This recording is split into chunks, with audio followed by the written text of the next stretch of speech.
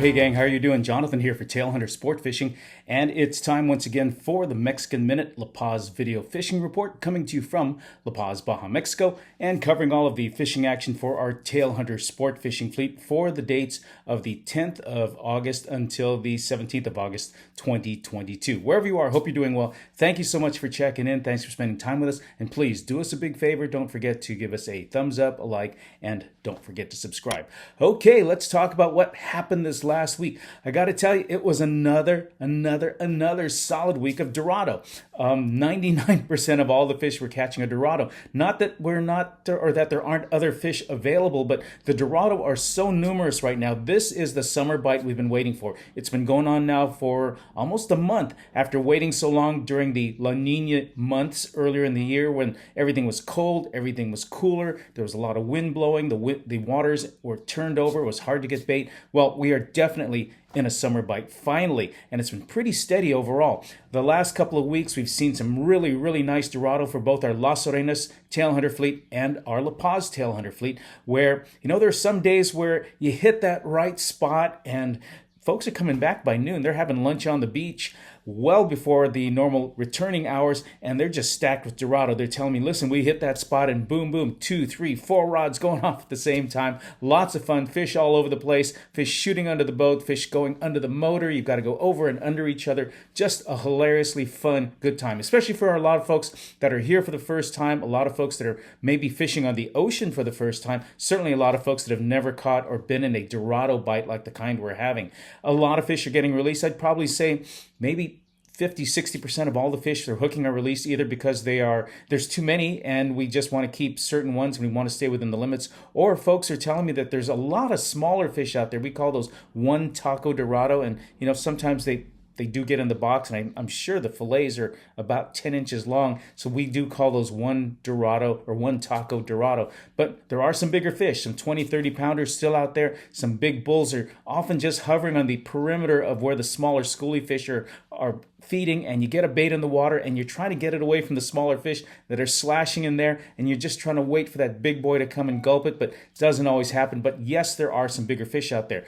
As well, even though we're not hooking many, there are some wahoo. We've hooked some wahoo over the last couple of days. We've started seeing more wahoo in the last 2 weeks, but we're only landing maybe about 10% of those. A lot of these fish are biting right through the lines. They're whacking the rapalas, they're whacking the nomads and just not sticking. Or folks have not had the ability or the experience to know what to do when you get a fish that has the capabilities of swimming at 70 miles an hour. So imagine hooking on to a car going down the freeway at 70 miles an hour. That's how fast some of these wahoo can hit these speeds on these short bursts, and if you don't set the hook just right and get that buried in that deep jaw with all the teeth, you're going to lose these fish, and they've got some ferocious teeth. So we're losing a lot of them, but we do know they're there. There's also some marlin as well. Some of the marlin, well, I've got to say that most folks are not trying to catch a marlin. But when you're in the middle of a bonito or Dorado school and you've got a bunch of bait getting thrown out and you've got another bait that's on the hook, and here comes the big boy with a chomping mouth, kind of like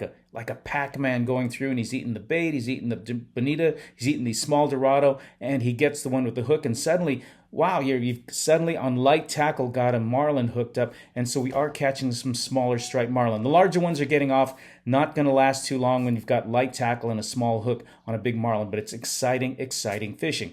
I was a little worried earlier in the week for two different reasons. One is we had a big super moon come up, and a super moon is a big giant, it looked like a big wheel of cheese up there in the sky. It was so big, but the supermoon is a giant full moon. This is the third and the last one we're going to have this year, but it does affect the tides and the currents.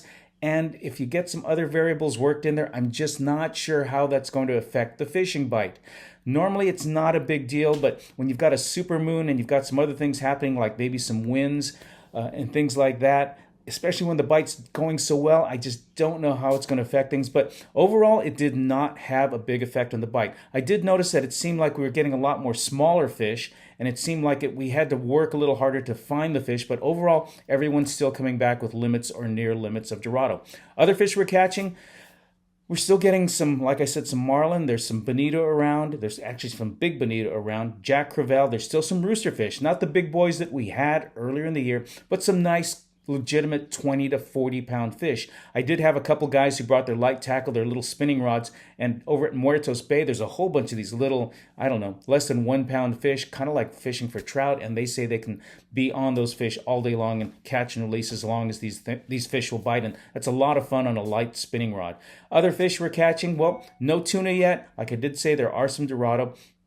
There are some wahoo. I was a little worried about these tropical storms. This is the time of year when things get really, for lack of a better word, tropical. There are going to be some unexpected rainstorms that are not on the advisories or anything, but they build up suddenly. We call these torritos, which are little bulls, which, if you know your Spanish, a bull or toro means bull, and these come up out of nowhere. Suddenly we got black clouds, it starts blowing, and we get a torrential, I'm not kidding you, torrential rainfall where the streets flood, there's mud flowing and everything else. If you're on the water, you've got to head for shore because these come in like a bull. And we've got to get off the water, and they can last 5 minutes, they can last 10 minutes, they can literally fall or drop water in one spot and you can drive around them.